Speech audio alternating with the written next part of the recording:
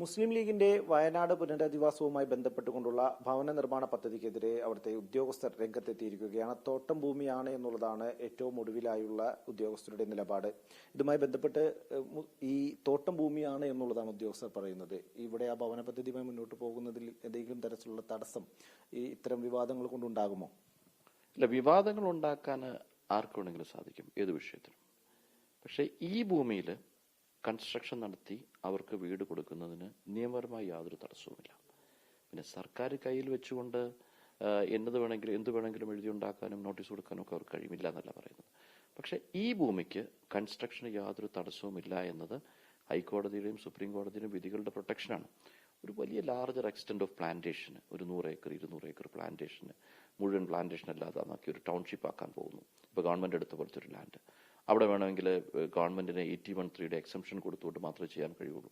81(3) order government public പർപ്പസിന് order ആക്കിയില്ലെങ്കിൽ ചെയ്യാൻ പറ്റില്ല. അത് തോട്ടം ഭൂമി ആയതുകൊണ്ടാണ്. എന്നാൽ ഇവിടെ സ്മോൾ ഹോൾഡേഴ്സാണ്. ഒരു 15 ഏക്കറിൽ താഴെ മാത്രം ഭൂമിയുള്ള ചില ആളുകൾ അതിൽ കുറച്ച് ഭാഗം കാപ്പിത്തോട്ടമായിട്ട് വെച്ചിരിക്കുന്നു, അല്ലെങ്കിൽ വേറെ എന്തെങ്കിലും ഒരു എക്സംപ്റ്റഡ് ഭൂമിയായിട്ട് വെച്ചിരിക്കുന്നു. ആ ഭൂമി എങ്ങനെ ഉപയോഗിക്കുന്നതിന് യാതൊരു തടസ്സവുമില്ല. വേണമെങ്കിൽ ഡിപ്പാർട്ട്മെന്റിന് ചോദിക്കാം. ആ ഭൂമി 2 കാര്യങ്ങളാണ് നോക്കേണ്ടത്. ഇതിന് കൺവേർഷൻ നടന്നിട്ടുണ്ടോ? രണ്ടാമത്തെ കാര്യം, ഇവർ എക്സസ് ആയി ഭൂമി ഹോൾഡ് ചെയ്യുന്നുണ്ടോ? ഇത് രണ്ടും ഫുൾഫില്ല് ചെയ്യുന്നുണ്ടെങ്കിൽ മാത്രമേ തടസ്സമുള്ളൂ. അതിലൊന്ന് ഫുൾഫില്ല് ചെയ്യാൻ ഉണ്ടാവില്ല. അപ്പൊ ഞാൻ പറഞ്ഞത് എക്സസ് ഭൂമി ഉണ്ടാകണം എന്നത് കണ്ടെത്തിയാൽ മാത്രമേ ഈ അപകടമുള്ളൂ. അതുകൊണ്ട് തന്നെയാണ് ഹൈക്കോടതിയും സുപ്രീം കോടതിയും ഒക്കെ പലപ്പോഴും പറഞ്ഞിരിക്കുന്നത് ഇത്തരം ഭൂമികളിൽ കൺസ്ട്രക്ഷൻ നടത്തുന്നത് തടയാൻ പാടില്ല എന്ന് പറഞ്ഞിരിക്കുന്നത്. അതുകൊണ്ട് തന്നെ എല്ലാ വാലിഡ് പെർമിറ്റ്സും വാലിഡ് ഡോക്യുമെന്റ്സും കിട്ടി കൺസ്ട്രക്ഷനുമായിട്ട് മുന്നോട്ട് പോകും. പിന്നെ ഒരു കാര്യം ഞാൻ പറയാം, CPM-ന് മാത്രമേ ഇതൊക്കെ സാധിക്കുള്ളൂ കേട്ടോ. കാരണം ഇന്നലെ ഇപ്പോൾ ഉത്തരാഖണ്ഡിലെ ഉരുൾപൊട്ടൽ കാണുമ്പോൾ എത്രയോ വീടുകൾ ഒലിച്ചു പോകുന്നു നമ്മൾ വിഷമത്തോടെ കാണും. അത് കാണുമ്പോൾ പോലും അതിനുള്ളിൽ ഒരു രാഷ്ട്രീയമുണ്ടോ എന്ന് ചിന്തിക്കുന്ന ആളുകൾ അവിടെ ആളുകളുണ്ടാവും. ഈ CPM കരപ്പോലുള്ള ആളുകളുണ്ടാവും. അവർക്ക് എന്ത് വേണമെങ്കിലും പറയാം. അവർക്ക് നമുക്കൊക്കെ ആ പ്രതിസന്ധി, ആ പാവപ്പെട്ട ജനങ്ങൾ എങ്ങനെ മറികടക്കും, അതിനെങ്ങനെ സഹായിക്കാമെന്നുള്ള മൂഡിൽ നിൽക്കുന്നവരാണ്. നിങ്ങൾ ഉൾപ്പെടെ എല്ലാ ആളുകളും ഇതിനു വേണ്ടിയിട്ട് പണം കോൺട്രിബ്യൂട്ട് ചെയ്തിരിക്കുന്ന അവരെ പുനരധിവാസം നടത്താനായിട്ടാണ്. ഇപ്പൊ സർക്കാർ എടുത്തിരിക്കുന്ന ഭൂമിയിൽ വേണമെങ്കിൽ ഞാനൊരു അഭിഭാഷകൻ നടന്നിലേക്ക് ഞാൻ വിചാരിച്ചാൽ എനിക്ക് ഒരു ടെക്നിക്കാലിറ്റി ഉണ്ടാക്കാം. ഞാൻ പറയാം, ഒരു ടെക്നിക്കാലിറ്റി വേണമെങ്കിൽ പറയാം. ആ ഭൂമി സർക്കാർ വാങ്ങിയിരിക്കുന്നത് ഒരു വ്യക്തിയുടെ നിന്നാണ്. സർക്കാരിന് വേണമെങ്കിൽ ആ ഭൂമി അക്വയർ ചെയ്യാം. അക്വയർ ചെയ്യുകയാണെങ്കിൽ ഒന്നുകിൽ അതിന്റെ ഫെയർ വാല്യൂ അല്ലെങ്കിൽ അതിന്റെ മാർക്കറ്റ് വാല്യൂ, ഇതിലേതാണോ ഹയസ്റ്റ് അത് കൊടുത്തിട്ട് അക്വയർ ചെയ്യാം. സർക്കാർ ഇത് ചെയ്തിട്ടില്ല. മൂന്നാമത്തെ ഓപ്ഷൻ അവർക്ക് ചെയ്യാവുന്നത്, ആ ഭൂമി വേണമെങ്കിൽ അവർക്ക് നെഗോസിയേഷൻ പർച്ചേസിൽ എടുക്കാം. അങ്ങനെ നെഗോസിയേഷൻ പർച്ചേസിൽ ഒരു വില ഫിക്സ് ചെയ്ത് എടുത്തു കഴിഞ്ഞാൽ ആ ഭൂമി പിന്നെ 81(3) എക്സംഷൻ കൊടുത്ത് അവർക്ക് പണിയാം. ഇവിടെ അങ്ങനെ ഒരു നെഗോസിയേഷൻ പർച്ചേസിലെ വില അതിന്റെ ഓണർ ഇപ്പോഴും സമ്മതിച്ചിട്ടില്ല. അയാൾ സുപ്രീം കോടതി നിൽക്കുകയാണ്. സപ്പോസ് നാളെ സുപ്രീം കോടതി പറയുകയാണ് അയാളുമായിട്ടുള്ള നെഗോസിയേഷൻ പ്രോപ്പർ അല്ലാത്തത് കൊണ്ട് ഈ ഏറ്റെടുക്കൽ തെറ്റാണെന്ന് കണ്ടെത്തിയാലോ? അവിടെ കൺസ്ട്രക്ട് ചെയ്തെല്ലാം പോയില്ലേ? ഒരാൾ കൊണ്ട് ലിറ്റിഗേഷനുമായിട്ട് പോയാലോ? അപ്പൊ അക്വിസിഷൻ തന്നെ തെറ്റായെന്ന് മാറിയില്ലേ? അപ്പൊ എന്തുറപ്പാണുള്ളത്? ആ ഭൂമിയിൽ കെട്ടിടം പണിതിട്ട് ജനങ്ങൾക്ക് കിട്ടുമെന്ന് എങ്ങനെ ഉറപ്പിക്കാൻ പറ്റും? ആർക്ക് വേണമെങ്കിലും കേസ് കൊണ്ട് പോയി. അങ്ങനെ കേസ് കൊണ്ടൊന്നും ആരും പോവില്ല. പോകാത്തതിന്റെ കാരണം അവരെ പുനരധിവാസം നടത്തണമെന്നുള്ള നമ്മുടെ താല്പര്യമാണ്. നമ്മൾ വേണമെങ്കിൽ ആ സെല്ലറായിട്ടുള്ള ആളെ കണ്ടിട്ട് പോരെ നിങ്ങൾ എങ്ങനെയെങ്കിലും വിട്ടുവീഴ്ച ചെയ്യണം, അവിടെ സർക്കാരിന്റെ പ്രൊജക്ട് നടക്കണം. ഇവരങ്ങനല്ല. ഇവർ നേരെ തിരിച്ച്, ഇവർക്ക് ഇതൊന്നുമില്ല.